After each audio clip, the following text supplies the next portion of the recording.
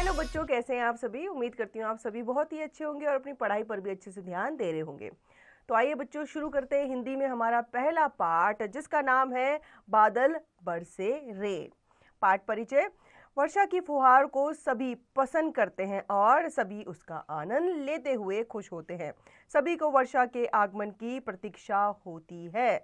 इसी भाव को प्रस्तुत कविता में कवि ने बादलों को आने और बरसने का निमंत्रण देते हुए स्पष्ट किया है।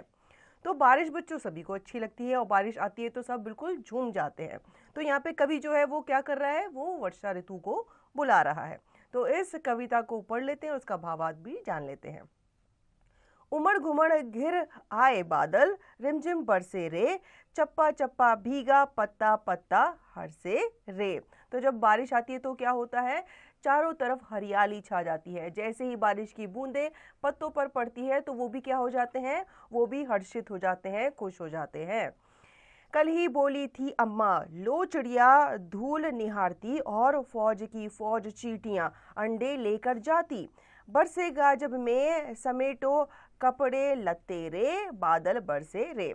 तो अम्मा कल ही कह रही थी कि जो चिड़ियां हैं वो धूल निहारती हुई जा रही है और जो चींटियों की फौज है वो अपने अंडे लेकर के कहाँ जा रही है, अपने घरों में जा रही है। इसका मतलब वो बरसात के आने का संकेत दे रही है। क्योंकि कभी कभी क्या होता है, जितने भी प्रकृति में चेंज होते हैं ना, तो वो जानवरों को, छोटे छोटे जो जीव जंतु होते हैं उनको पहले पता चलते हैं।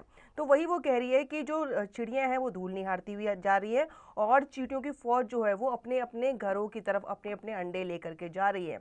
तो वो कहती है कि अपने जो कपड़े हैं वो समेट लो, क्योंकि बादल बरसने वाले हैं। लगी झमाझम झड़ी, हो गई लो सूरज की छुट्टी, मौज पेड़ पौधों की हो गई लगी महकने मिट्टी, बूंदे दस्तक देती अंकुर आंखें मलत रे।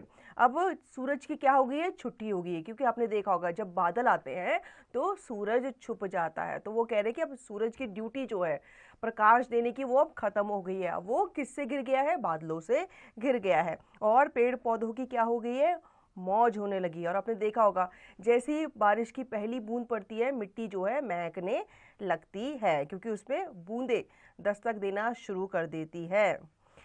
झिलमिल बूंदे चली गली में, गल वाहिलियां डाले, आगे चलकर मिली नालियां, उमड़ उठे नाले, कल कल छल छल चले मचल नदियां रे, मिलन रे, नदियों से मिलन रे। तो यहाँ पे जो बूंदे हैं वो झिलमिल करती हुई गली में से होकर गुजरती हैं और आगे जाकर एक नाली बनाती हुई कहाँ मिल जाती हैं, नदियों से मिल जाती हैं।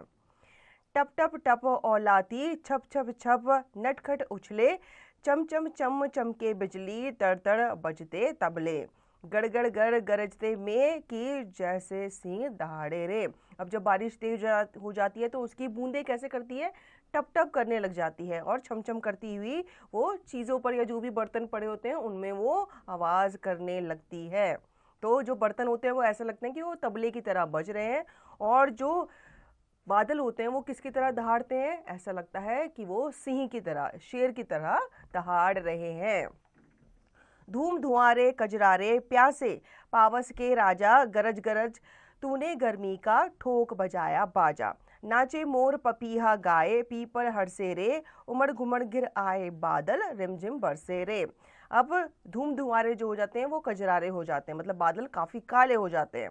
और जितने भी धरती में जो प्यासे होते हैं काफ़ी टाइम से, अब आपने देखा होगा कि गर्मियों में हम तरस रहे होते हैं बारिश के लिए। तो जैसे ही बारिश आती है तो हम क्या हो जाते हैं, हमारी जो प्यास होती है या जीव जंतुओं की जो प्यास हो जाती है वो बुझ जाती है, और जो गर्मी से झुलस रहे होते हैं उनको भी राहत मिलती है। शिक्षण संकेत। छात्रों को वर्षा ऋतु के सुहाने मौसम के विषय में बताते हुए उन्हें उनके पसंद के मौसम के विषय में बताने को कहें, साथ ही उसका कारण भी बताने को कहें। अब आते हैं बच्चों शब्दकोश पे। चप्पा चप्पा का अर्थ होता है एक एक कोना, एवरी कॉर्नर। हर से खुश होता, हैप्पी। मेह का मतलब होता है बादल, क्लाउड। समेटो, इकट्ठा कर लो, गैदर। दस्तक मतलब सूचित, इन्फॉर्म्ड। उमड़ मतलब जमकर, हेवी। नटखट शैतान, नोटी। पावस ऋतु, सीजन। अब आते हैं इसके अभ्यास कार्य पर। बातचीत कीजिए। आपको बारिश कैसी लगती है, बारिश आने पर आप क्या करते हैं, यदि स्कूल जाते समय बादल घिर आए तो आप क्या करेंगे? क्या बारिश होने के केवल लाभ है, हानियां नहीं? तो ये बच्चों इन सब बातों पे आपको चर्चा करनी है और अपने जो विचार है वो व्यक्त करने हैं। कविता के बारे में सही उत्तर वाले गोले को रंगिए। अब आपको साइड में नजर आ रहा होगा, यहाँ पे आपको ABCD का ऑप्शन जो है, विकल्प जो है वो दिया गया है। आपको क्या करना है, जो प्रश्न है उसका जो भी सही विकल्प होगा उस पे आपको क्या करना है, गोला लगाना है, उसको रंगना है। अम्मा को अंडे लेकर कौन जाती दिखी? कौन जाती दिखी? चींटियां, चिड़िया, चींटियां, कबूतर या फिर बिल्ली? तो अम्मा को चींटियां अपने अंडे ले जाती दिखी। तो आपको बी जो विकल्प है साइड में, इसको आपको क्या करना है, रंगना है। हम बढ़ते हैं आगे। दूसरा है कविता की पंक्तियां पूरी कीजिए। तो यहाँ पे आपको कविता की पंक्तियां दी गई हैं, ये अधूरी है, इनको आपको कविता में से देखकर इनको क्या करना है, पूर्ण करना है। अगला है सही शब्द पर गोला बनाइए।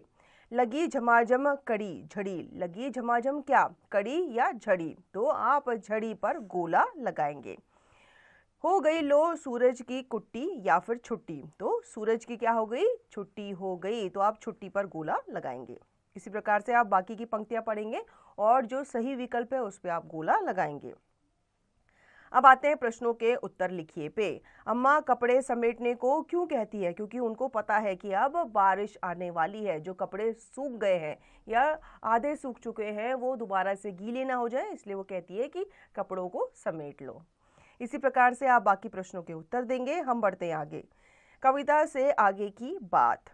बारिश के पानी को किस प्रकार उपयोगी बनाया जा सकता है? बताइए बच्चों, किस प्रकार से आप उपयोगी बना सकते हैं? तो इसको आप इकट्ठा कर सकते हैं और इससे आप गमलों में पानी दे सकते हैं, कपड़े वगैरह धो सकते हैं, ठीक है।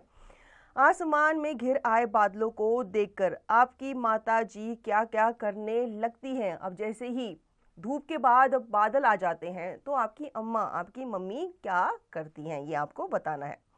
क्या हर रोज बारिश होनी चाहिए? बताइए बच्चों, आपके ख्याल से क्या होना चाहिए, रोज बारिश होनी चाहिए या नहीं?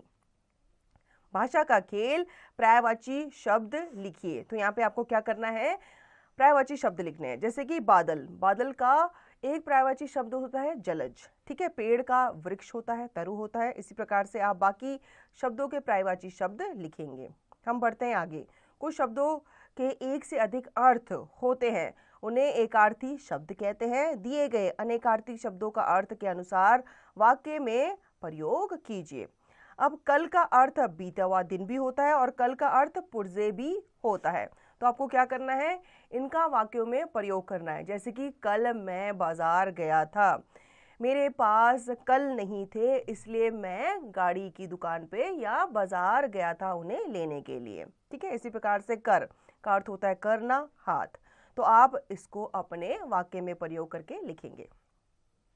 तीसरा, पुनरुक्त शब्द कविता में से ढूंढकर लिखिए। अब जैसे चप्पा चप्पा यहाँ पे आपको कविता में आया था, इसी तरीके से आपको पुनरुक्त शब्द झमझमाझम इस तरीके से लिख सकते हैं, ढम ढम लिख सकते हैं। तो ये शब्द जो है ये 2 बार आए हैं। समान तुक वाले शब्दों का मिलान कीजिए। अब समान तुक वाले शब्द कौन से होते हैं, जो लास्ट में एक जैसे, उनका जो उच्चारण होता है वो सेम होता है, एक जैसा होता है। जैसे कि दाले का हो जाता है जाले, चप्पा का हो जाता है गप्पा, बोली का हो जाता है डोली और फौज का हो जाता है मौज। इसी प्रकार से आपको साइड में जो शब्द दिए गए हैं उनका आप मिलान करेंगे। बच्चों की सभा, चित्र वर्णन करें। चित्र में आप क्या क्या देख रहे हैं लिखिए। तो आपको क्या करना है बच्चों, ये जो कविता थी ये किसके ऊपर थी, बरसात के ऊपर थी, वर्षा ऋतु के ऊपर थी। तो आपको यहाँ पे वर्षा ऋतु में आप जो जो चीजें देखते हैं या करते हैं उसका चित्र बनाना है, फिर उसका वर्णन आपको करना है। पता कीजिए वर्षा कैसे होती है। तो आपको पता करना है कि वर्षा कैसे होती है। सोचकर बताओ, बारिश वाले दिन विद्यालय की छुट्टी हो जाती है और आप घर पर ही हैं। बताइए उस दिन आप क्या करना चाहोगे। अब बाहर बहुत तेज बारिश हो रही है, सुबह आप स्कूल के लिए नहीं जा पाए, तो आप घर में रहकर क्या क्या करेंगे ये आपको बताना है। तो बच्चों, आशा करती हूँ आपको ये अध्याय अच्छे से समझ में आ गया होगा। इस अध्याय को आप पुनः दोहराएंगे और इसका निरंतर अभ्यास आप करते